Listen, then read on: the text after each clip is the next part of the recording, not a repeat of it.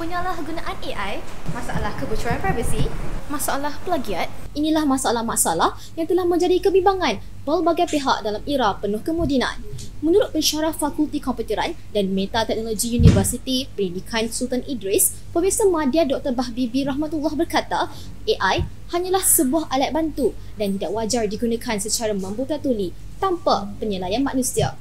Persoalannya, apakah murid-murid sekolah pada zaman ini menggunakan AI dengan sebaiknya dan mengekang isu-isu tersebut daripada terus berluasa?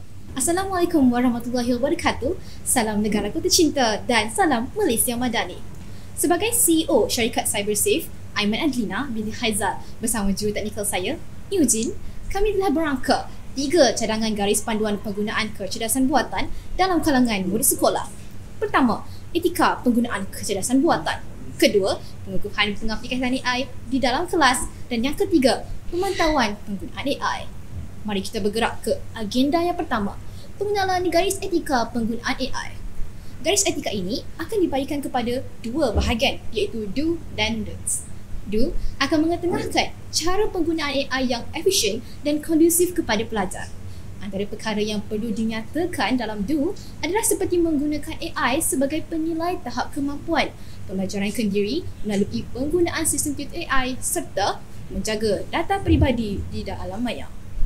Don't pula semestinya larangan terhadap penggunaan AI yang salah. Misalnya, kesalahan dalam memplagiat dan menciplak hasil kerja AI, kebergantungan kepada kecerdasan buatan secara berlebihan dan sebagainya. Dengan adanya garis etika ini, murid sekolah dapat menyesuaikan diri dengan norma pembelajaran yang baharu tanpa menyalahgunakan kemudahan yang ada. Kita juga dapat melahirkan pelajar minda kelas pertama dan semestinya bijak menggunakan AI. Akhir sekali, pemantauan dan penilaian penggunaan AI.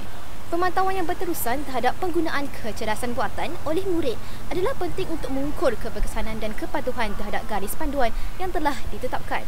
Antara aspek yang perlu diberi perhatian oleh pihak pegawai keselamatan cyber ialah privasi dan keselamatan data, ketelusan serta sensitiviti berlandaskan garis etika penggunaan AI.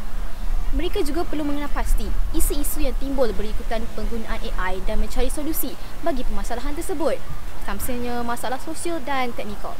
Oleh itu, pegawai keselamatan cyber amat penting dalam memastikan penggunaan kecerdasan buatan oleh murid dan warga sekolah berlaku secara selamat, beretika dan terkawal.